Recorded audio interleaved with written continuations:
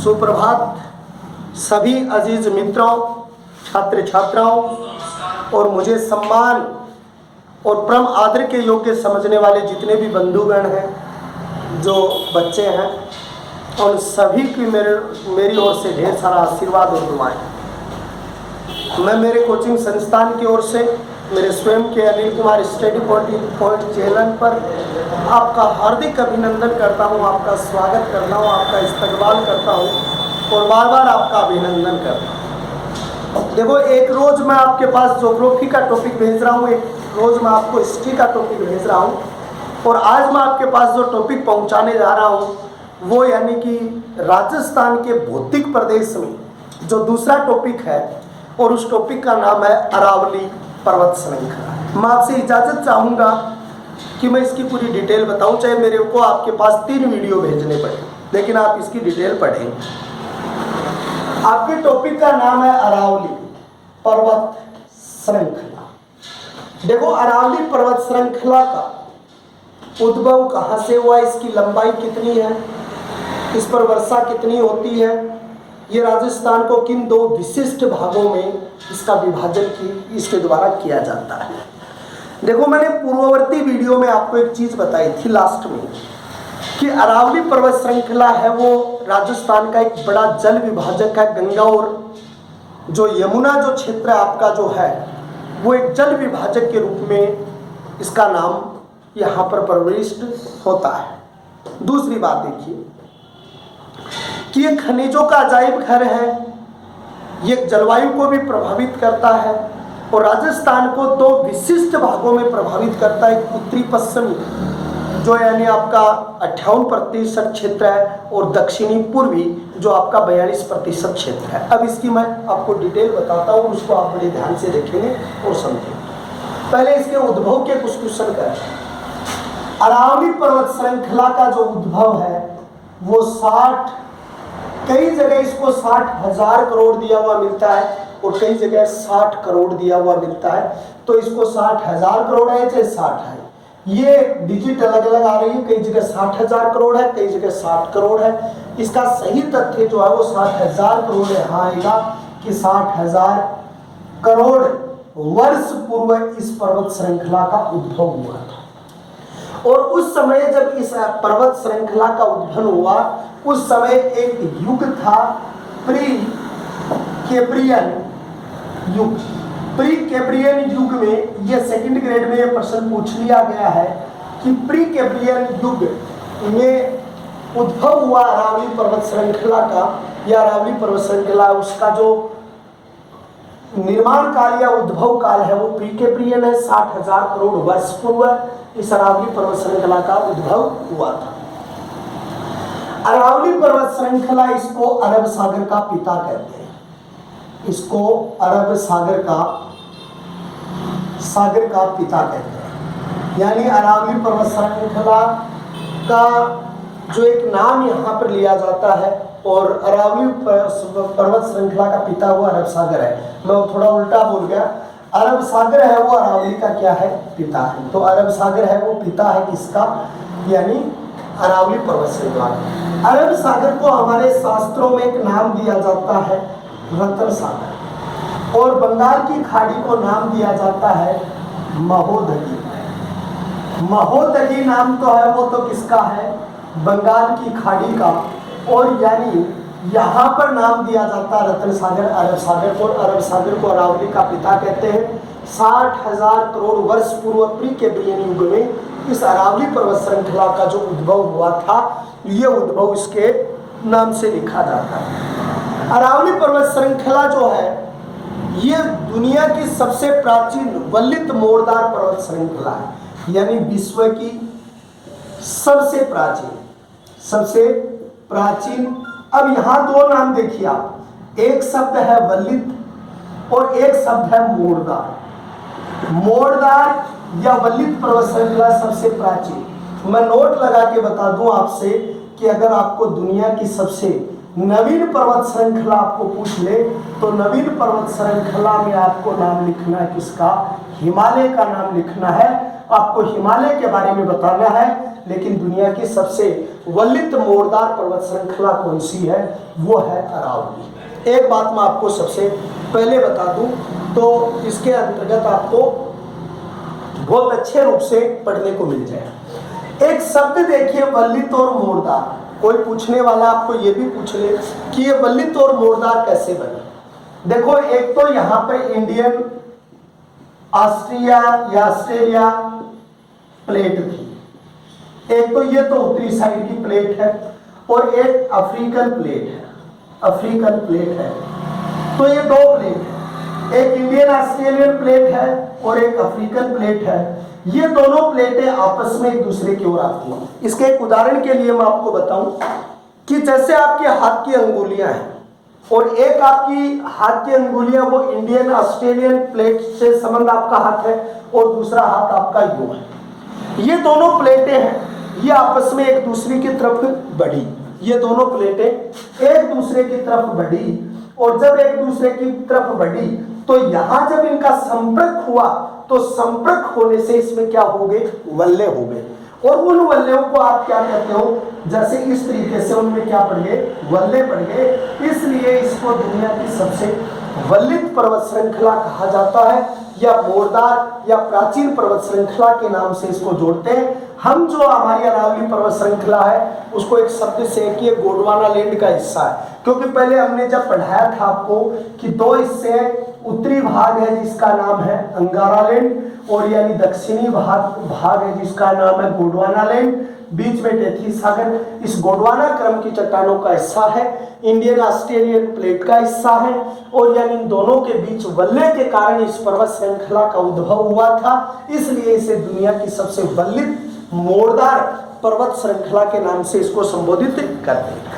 इसकी तुलना अपलेशियन पर्वत यूएसए से की जाती है। इसकी जो तुलना है वो अपलेशियन पर्वत है। ध्यान से देखना, स्पीड नहीं लूंगा, धीरे धीरे बोलूंगा। इसकी जो तुलना है वो अपलेशियन पर्वत है यूएसए, उस यूएसए के अपलेशियन पर्वत से इसकी क्या की जाती है? तुलना की जाती है। मैंने बोर्ड पर बहुत सारे क्वेश्चन लिखे हैं। मैंने 60,000 करोड़ लिखा, प्री कैम्ब्रियन लिखा, अरब सागर इसका पिता लिखा, रतन सागर इससे अरब सागर का दूसरा नाम है, महोदगी बंगाल की खाड़ी का नाम, विश्व की सबसे प्राचीन वल्लित मोड़दार है। क्यों है मोड़दार? ये दोनों उदाहरण मैंने आपको समझाए। नवीन पर्वत श्रृंखला का प्रश्न पूछे तो हिमालय है, और इसकी तुलना जो है वो अल्पेशियन पर्वत श्रृंखला से की जाती है। दूसरी चीज यहाँ पर आती है कि अरावली पर्वत श्रृंखला जो है, उस अरावली पर्वत श्रृंखला का विस्तार कितना है, पहले हम वो देख ले जो फैक्ट है, उसके बाद इसकी हम और डिटेल पढ़ेंगे। इसका विस्तार 692 किलोमीटर है, लेकिन कहां से? गिरनार। ये बात याद रखना, गिरनार क्षेत्र के साथ आप लिखेंगे पालनपुर। ये पालनपुर, एक चीज और बता दूं, ये पालनपुर एक ऐसी स्थान है, टोंक और पालनपुर मुस्लिम थे जो उस समय राजस्थान एकीकरण के दौरान, फिर पालनपुर गुजरात में चला गया था, टोंक राजस्थान में रह गया था, तो पालनपुर। और यहाँ की एक जगह है ब्राखेड़ा, उससे तो इसकी शुरुआत मानी जाती है। और लास्ट स्थान इसका है रायसीन की पहाड़ी, और रायसीन की पहाड़ी कहाँ है? दिल्ली में है। वहां तक ये 692 किलोमीटर है। इस 692 किलोमीटर में से 550 किलोमीटर ये कहाँ पर है? राजस्थान के अंतर्गत है। कहाँ पर है? राजस्थान में। और राजस्थान में इसका कितना % क्षेत्रफल है? 80% जो हिस्सा। देखो इसकी जगह कई जगह 82 पॉइंट कुछ भी आए तो 82 करना है। अगर एडिकेट भी कई बार पूछ लिया जाए तो 82 पॉइंट कुछ आए तो वही करना है। 692 इसकी कुल लंबाई है। तीसरी क्लास से लेके चीज आती है तो मैं इन पर ज्यादा फोकस न करके उन पर करूं जो आपके कंपटीशन के लिए बहुत बेहतर है। अब आपको एक चीज देखिए कि ब्राखेड़ा से रायसीन की पहाड़ियां, रायसीन की पहाड़ियां कहाँ? दिल्ली में। और इन रायसीन की पहाड़ियों पर दो चीज बनी हुई है। एक तो पंडित जवाहरलाल नेहरू विश्वविद्यालय बना हुआ है, नेहरू जेएनयू जिसको आप कहते हैं। ये जो नारे लगे थे भारत विरोधी, वो जो अफजल गुरु की फांसी पर, वो यहीं लगे थे। और एक इस रायसीन की पहाड़ियों पर एक भवन बना हुआ है, उस भवन का नाम क्या है? राष्ट्रपति भवन। इस राष्ट्रपति भवन का निर्माण क्यों हुआ और कैसे हुआ, इसकी पूरी डिटेल आप तक पहुंचाऊं, बड़े ध्यान से देखना। पहले नंबर पर आपको एक चीज पूछी जाती है कि राष्ट्रपति भवन का निर्माण क्यों हुआ। तो देखिए इसको, 1911 ईस्वी, और 1911 ईस्वी का जो महीना था दिसंबर 1911 में भारत की यात्रा पर एक यात्री आए थे जिसका नाम था जॉर्ज पंचम। और जॉर्ज पंचम जब भारत की यात्रा पर आए तो इसने भारत की राजधानी कहां से कहां कर दी थी, कोलकाता से स्थानांतरण किया, कोलकाता से कहां कर दिया, दिल्ली कर दिया। अब जब दिल्ली से कोलकाता से दिल्ली राजधानी की घोषणा कर दी थी जॉर्ज पंचम ने, तो जॉर्ज पंचम की इस घोषणा के बाद यहां पर वाइसराय के भवन के निर्माण की स्वीकृति मिली। क्या मिली, वाइसराय, क्योंकि उस समय गवर्नर जनरल होता था। वाइसराय के भवन के निर्माण की क्या मिली, स्वीकृति मिली कि यहाँ पे एक वाइसराय का क्या बनाया जाए, भवन बनाया जाए। और इस भवन के वास्तुकार कौन बने, तो इसके वास्तुकार जो बने थे एडविन लुटियंस। और इसका निर्माण का जो ठेका दिया गया था वो किसको दिया, हर्बर्ट बारकर महोदय को तो इसका टेंडर दिया गया था निर्माण के लिए। और एडविन लुटियस नाम के जो व्यक्ति थे, उस एडविन लुटियस ने इसका नक्शा तैयार किया। और ये बनकर कब तैयार हुआ था, तो ये 1929 में बनकर तैयार हुआ था।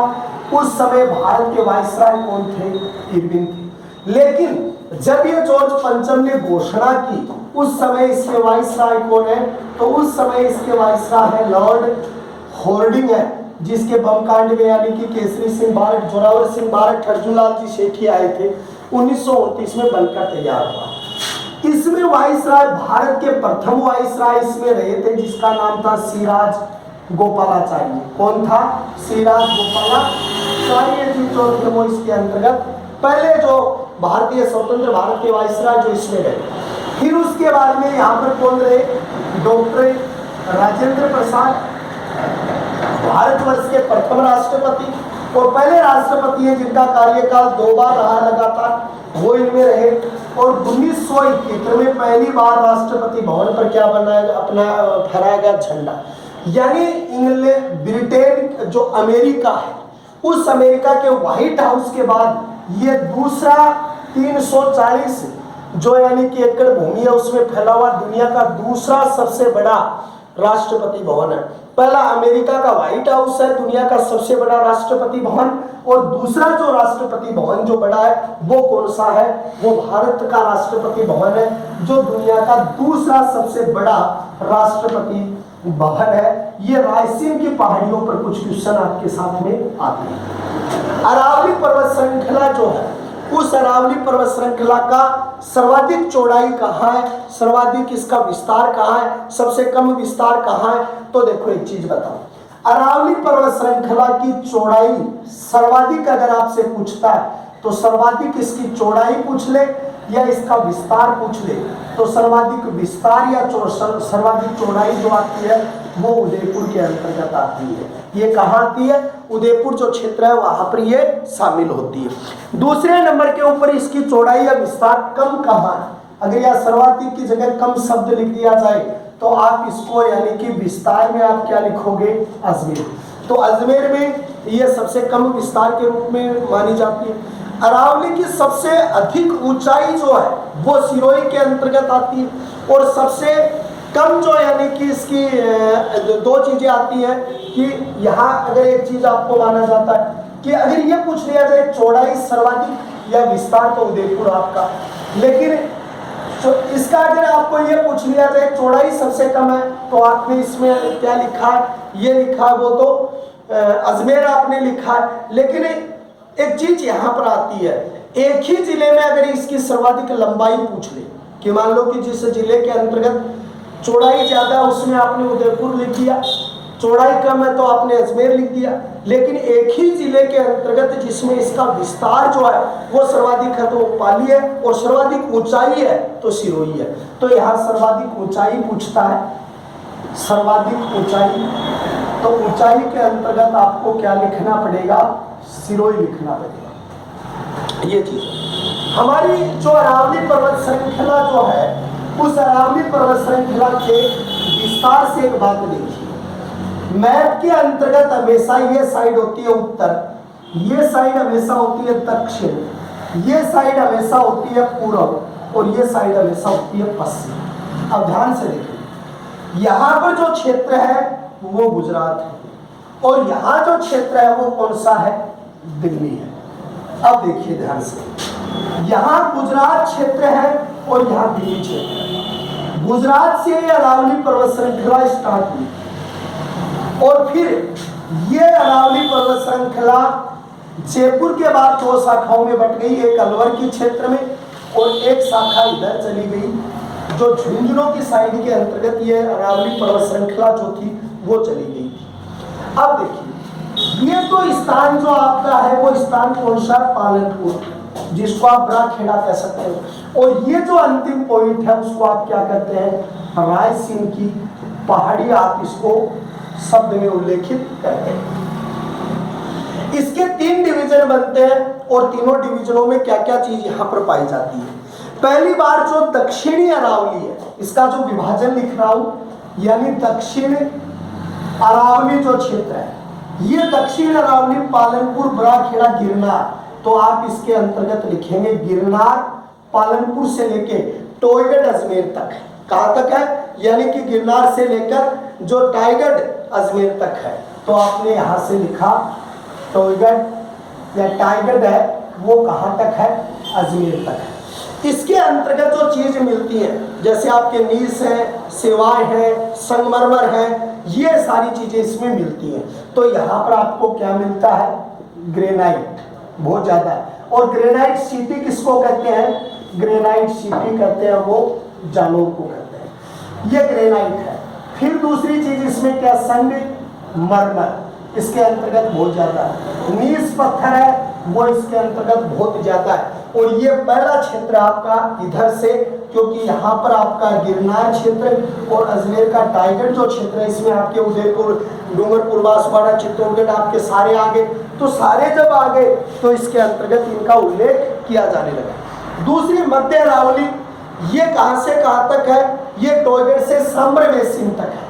तो आप यानी दूसरा लिखेंगे मध्य अरावली। और मध्य अरावली का ये इधर कौन सा क्षेत्र है, टाइगढ़ क्षेत्र है। और टाइगढ़ से कौन सी जगह, सांभर बेसिन यानी जयपुर तक, और सांभर बेसिन तक ये क्षेत्र आपका क्या है, शामिल।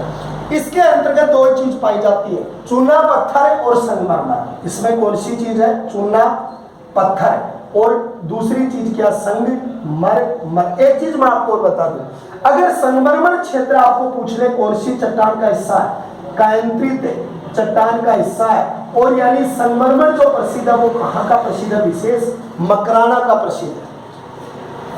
तो मकराना का ये बहुत प्रसिद्ध है। और चूना पत्थर है, ये किसका हिस्सा है, अवसादी चट्टान का हिस्सा है। और अवसादी चट्टान का चूना स्तर जो है वो किसके लिए, सीमेंट उद्योग का प्रधान कच्चा माल है। प्रधान क्या है, कच्चा माल है जो चूना पत्थर है। और ये जो आपकी मध्य अरावली जो क्षेत्र है, टाइगढ़ सांभर बेसिन जो क्षेत्र है, उसके अंतर्गत ये पाया जाता है। अब सांभर बेसिन का मतलब आप आगे जो यानी जयपुर क्षेत्र के अंतर्गत आप शामिल हो। तो सांभर बेसिन से रायसेन की पहाड़ियां जो है, यहाँ पर दो तरीके की चट्टानें यहाँ पर पाई जाती हैं। और दो तरीके की चट्टानें में कार्कराइट और पाइलाइट्स, यानी दो तरीके की चट्टानें इसके अंतर्गत पाई जाती हैं। तो आप इसको कहेंगे उत्तरी अरावली। और उत्तरी अरावली क्षेत्र में आप दो चीजें लिखो। पहले नंबर पर आप यहाँ पर लिखोगे सांभर बेसिन, और सांभर बेसिन से आप लास्ट बिंदु आपका क्या है, रायसीन की पहाड़ी। और रायसीन की पहाड़ी जो है वो सांभर बेसिन से रायसीन की जो पहाड़ी क्षेत्र है वहां पर कार्कराइट और पाइराइट और कार्कराइट जो चट्टानें हैं उनका हिस्सा यहाँ पर पाया जाता है। क्वार्टराइट भी इसको आप कह सकते हैं, क्वार्टजाइट भी कहते हैं, ये है इसको क्वार्टजाइट कह सकते हैं आप। और कार्कराइट, ये दोनों शब्द ही दिए हुए मिलते हैं, ज्यादातर ये आता है क्वार्टजाइट और पाइराइट नाम की जो खनिज, इसमें आगे का जो हिस्सा है उसके अंतर्गत ये प्राप्त होता है। दूसरी एक चीज देखिए, इनका अध्ययन यूं भी दिया हुआ मिल सकता है कि इधर से मैप का अध्ययन हम उत्तरी साइड से करते हैं, तो अगर आपको उत्तरी अरावली तो रायसीन से लेके सांबरवेसीन तक भी आ सकती है, मध्य अरावली टाइगर से जो यहाँ तक भी आ सकती है, क्योंकि अध्ययन अगर मानचित्र का यहाँ से किया जाए तो ये बात आती है। फिर आपको एक प्रश्न पूछा जाता है कि अरावली का विस्तार अगर आपसे पूछा जाए तो ये दक्षिण साइड है और ये पश्चिम साइड है, तो आपने लिखा दक्षिण पश्चिम से, और आपकी ये उत्तर है, उत्तर पूर्व। लेकिन अरावली पर्वत श्रृंखला क्या करती है, राजस्थान को दो बराबर भागों में बांटती है, राजस्थान को दो बराबर भागों में विभाजित करती है। अब देखो कौन से बराबर भाग है, ये थार का मरुस्थल है तो उत्तरी और पश्चिम, तो आपका पहला भाग जो बन गया वो उत्तर और पश्चिम बन गया। कौन सा भाग बन गया, उत्तर और पश्चिम बन गया। दूसरे नंबर पर इस उत्तर पश्चिम में कितना भाग आ गया, 58% आ गया। और दूसरी बात है, एक भाग आपका बनेगा वो बनेगा यानी दक्षिण और पूर्व, इस भाग के अंतर्गत आपका 42% आएगा। इसको आप ये भी कह सकते हो, ये भाग जो है वो अनावृष्टि है, इसको आप क्या कह सकते हो, अनावृष्टि, यानी वर्षा बिल्कुल कम होती है ऊपर वाले में। और दक्षिणी पूर्वी भाग जो 42% हिस्सा है, इसको आप कह सकते हैं अतिवृष्टि क्षेत्र है, यानी अतिवृष्टि वाला क्षेत्र है वो, ये जो आपकी साइड है और ये साइड आपकी जो आती है वो अनावृष्टि के अंतर्गत आती है। अरावली पर्वत श्रृंखला जो आपकी है, उस अरावली पर्वत श्रृंखला जो दो विशिष्ट भागों में बांटती है, वलित पर्वत श्रृंखला, मोरदार पर्वत श्रृंखला के अंतर्गत आता है, प्री कैम्ब्रियन युग की आती है। तीन इसके विशिष्ट भाग जो हम इनको डिवाइडेशन जो हम इनका करते हैं, सर्वाधिक विस्तार करते हैं। अब इनकी कौन कौन सी चोटियां हैं जो सर्वाधिक क्या है, ऊंची है। तो देखो आपने अभी एक शब्दावली लिखी थी कि अरावली पर्वत श्रृंखला की सबसे ऊंची चोटी की बात की जाए तो सर्वाधिक ऊंचाई कहां पर है, सिरोही में। तो एक बात देखिए, अब सिरोही में आप एक शब्द लिखते हो गुरु शिखर, कौन सी चोटी है, गुरु शिखर। गुरु शिखर कहां है, सिरोही में। कहां पर है भाई, सिरोही में। कितनी ऊंचाई है, 1722। राजस्थान अध्ययन में इसको जो दिया हुआ है वो कितना दिया हुआ है, वो 1700 यहाँ पर 27 इसको दिया हुआ है, या इस विशेष भाग में इसका डिवाइडेशन किया जाता है। गुरु शिखर उसको क्या कहा जाता है, संतों का शिखर। एक बात तो यह है। एक इसको अल्पेशियन ऑफ राजस्थान भी कहा जाता है, इसको अप्लेशियन ऑफ राजस्थान भी इसको कहा जाता है। अगर इसको संतों का शिखर किसने कहा है तो आपने क्या लिखा, कर्नल टोड ने लिखा। यहां दो उक्तियां आती है कि गुरु शिखर मध्य भारत की सबसे ऊंची चोटी है, मध्य भारत की सबसे ऊंची चोटी है। लेकिन अगर मैं आपको बताऊं, अगर आपको भारत की नहीं पूरे विश्व की सबसे ऊंची चोटी या उत्तरी क्षेत्र की सबसे ऊंची चोटी लिखनी पड़ जाए तो आप लिखेंगे माउंट एवरेस्ट। क्या लिखेंगे, माउंट एवरेस्ट लिखेंगे। कितनी है, 8848। लेकिन अगर दक्षिणी भारत, यहाँ ये लिखा माना जाए कि दक्षिणी भारत की सबसे ऊंची चोटी कौन सी है, तो आप लिखेंगे दादा बेटा जो आपका है, कहाँ है, तमिलनाडु, जो कितनी है, जो आपकी 3637 जो सबसे ऊंची चोटी है। लेकिन अगर आपको दक्षिणतम सबसे ऊंची चोटी पूछ ले, ये दक्षिणी भारतीय क्षेत्र की ऊंची चोटी है, लेकिन दक्षिण की ऊंची चोटी सिर्फ आपसे पूछता है, तो उसमें जैसे रीट में पूछा था अनाई मुंदी, तो पहले आपको अनाई मुंदी करना है। और अनाई मुंदी जो है वो कितनी है, 2695। ये 26 नहीं है, 2637 है, ये 2695 है। और ये दोनों ही हिस्से अगर आपको माने जाए तो ये किसके हिस्से हैं, नीलगिरी पर्वत के हिस्से हैं।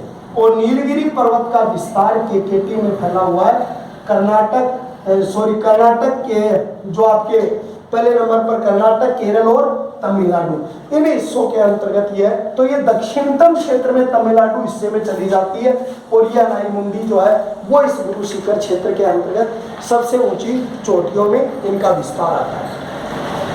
देखो कभी कभार ऐसा क्वेश्चन भी आता है कि राजस्थान में अरावली का विस्तार किन जिलों में, अभी पूछे भी जाते हैं। तो राजस्थान हिंदी साहित्य अकादमी उसमें 7 ही जिले आते हैं, एनसीईआरटी में 7 ही जिले दिखाए जाते हैं, लेकिन मैं आपको बता दूं कि इनमें 13 जिले आते हैं। 13 जिले के अंतर्गत कौन से आते हैं, जैसे जयपुर, अलवर, दौसा। एक बार बता दूं, ये भी बीच में पूछा जाए, जयपुर, अलवर, दौसा, सीकर, आपका झुंझुनू, सीकर है, झुंझुनू है, अलवर है, जयपुर है, अजमेर है, डूंगरपुर है, डूंगरपुर के बाद पाली आपका जो क्षेत्र है, उदयपुर आपका क्षेत्र है, उदयपुर के बाद राजसमंद क्षेत्र है, अजमेर क्षेत्र आपका आ गया। तो यानी जयपुर 1 2 3 4 5 6 7 8 9 और 10, और कुल जिले जो यानी इसके गुजर रहे हैं वो कितने हैं, वो कुल जिलों की संख्या 13, जिसमें जैसे चित्तौड़गढ़ आपका बच गया, चित्तौड़गढ़ के साथ जैसे सिरोही बच गया और भीलवाड़ा बच गया। तो यहाँ पर सिरोही, भीलवाड़ा और चित्तौड़गढ़ ये जिले हैं। लेकिन कई जगह क्या होता है, बांसवाड़ा दिया हुआ मिलता है, भाई बांसवाड़ा मत करना क्योंकि पाली आएगा उसके अंतर्गत मैं आपको बता चुका हूँ। तो ये सर्वाधिक विस्तार जो आपका था ऊंचाई की वो कहाँ थी, सिरोही। और सिरोही में 1722 मीटर, जिसको अल्पेशियन ऑफ राजस्थान कहा जाता है, संतों का शिखर कहा जाता है, गुरु शिखर है। ये दोनों चीजें अगर इसके साथ है तो ये आपके जैसे रीट के एग्जाम में बाकी जो कंपटीशन है उसके अंतर्गत आता है। दूसरी सबसे ऊंची चोटी है सेठ, 1597, और ये 1597 जो दूसरी ऊंची चोटी है वो भी कौन सी, कहाँ पर स्थापित की गई है, ये दूसरी चोटी भी आपकी सिरोही सेक्टर में, क्योंकि सर्वाधिक ऊंचाई का जिक्र अगर आपको करना है तो आप उसी के अंतर्गत करोगे। तीसरे नंबर के ऊपर आपकी जो आती है वो आती है जरगा। जरगा शहर के बाद तेलवाड़ा, ये दो आती है। भाई देखो तेलवाड़ा जो क्षेत्र है ये भी सिरोही की है, जरगा बाद में आएगी। ये 1437 है भाई और 1442 है, ये 2 डिजिट है, दोनों ही बुकों की है भाई। लेकिन पहले अगर आप करो तो 1442 करना आपको, क्योंकि ये माध्यमिक शिक्षा बोर्ड की बुक में दिया हुआ मिलता है। तो 1442 इसकी ऊंचाई आती है। जरगा जो है वो 1431 जो आपकी आती है उदयपुर क्षेत्र के अंतर्गत है। जरगा 1431 जो आपकी किस क्षेत्र में आती है, उदयपुर में आती है। तो गुरु शिखर जो सबसे ऊंची चोटी है, शेर जो सिरोही 1597, देलवाड़ा 1437, उसके बाद में आंचलगढ़ आती है। और आंचलगढ़ क्षेत्र का सिरोही के अंतर्गत है। कौन सी जगह है, आंचलगढ़ है। और आंचलगढ़ कहाँ पर है भाई, सिरोही के अंतर्गत है। और ये कितने में है, 1380 क्षेत्र के अंतर्गत इसका जो डिवाइडेशन दिया हुआ। उसके बाद में जो यानी कि कुंभलगढ़ है 1224 जो आपके राजसमंद क्षेत्र में है। इसके बाद में है कुंभलगढ़ जो आपकी कहाँ पर है, राजसमंद क्षेत्र में है। और राजसमंद के अंतर्गत कितनी है, 1224 जो यानी कि इसकी सबसे ऊंचाई। फिर उत्तरी क्षेत्र की सबसे ऊंची चोटी आती है रघुनाथगढ़, तो जो अब देखिए यहाँ पर उत्तरी क्षेत्र की अगली चोटी के अंतर्गत आता है रघुनाथगढ़। रघुनाथगढ़ और रघुनाथगढ़ 1055, रघुनाथगढ़ 1055 आती है। और ये कहाँ है, सीकर। उसके बाद आता है मालखेत, और मालखेत है वो कितनी है, 1052, और 1052 मालखेत भी कहाँ पर है, सीकर है। उसके बाद में जो यानी कि अगली चोटियों के अंतर्गत इसमें जो नाम आता है वो ऋषभदेव, और ये ऋषभदेव उदयपुर की सबसे ऊंची चोटी के अंतर्गत आती है 1017, और ये कहाँ पर स्थापित की गई है, ये उदयपुर क्षेत्र के अंतर्गत ऋषभदेव यहाँ पर की गई है। उसके बाद में कमलनाथ 1001 उदयपुर है। कमलनाथ 1001 ये जो क्षेत्र आपका जो शामिल होता है ये भी किसके अंतर्गत शामिल है, उदयपुर क्षेत्र है उसके अंतर्गत कमलनाथ। दूसरी सबसे ऊंची जो सज्जनगढ़ उदयपुर 938, सज्जनगढ़ एक अभ्यारण्य भी है भाई। सज्जनगढ़ जो यानी 938, और सज्जनगढ़ यहाँ पर कहाँ की आती है, जो यानी कि उदयपुर जो क्षेत्र है उसकी सबसे ऊंची चोटी यहाँ पर आती है। अगर एक बात यहाँ पर की जाए, मध्य अरावली के क्षेत्र में अगर लिखा जाए तो तारागढ़ क्षेत्र आपका आता है, और तारागढ़ क्षेत्र की 873 जो आपकी कौन से सेक्टर की सबसे ऊंची चोटी में आती है? अजमेर सेक्टर जो आपका है उसके अंतर्गत आपकी सबसे ऊंची चोटियों में आती है। तो ये अरावली पर्वत श्रृंखला की शुरुआती बड़ी चोटियां हैं। कल इनकी जो दूसरी अन्य चोटियां हैं और 3 चीजें आपकी अगले वीडियो में मैं आपके पास भेजूंगा। एक तो नाग जिसको आप कहते हैं दर्रा, दूसरे आपके पास भेजूंगा पठार और तीसरी आपकी बची हुई चोटियां थी। तो ये आज के वीडियो में आपके पास इतनी चीज़ें मैंने पहुंचाई हैं। बहुत बेहतर तरीके से आपको पढ़ना है और जितनी भी कोई कमी नजर आए उसको आपको उजागर करके मेरे तक पहुंचाना है। तब तक के लिए हम आपसे विदा चाहते हैं और फिर एक नए वीडियो में हम आपके साथ जरूर मिलते हैं। तब तक के लिए जय हिंद, जय भारत।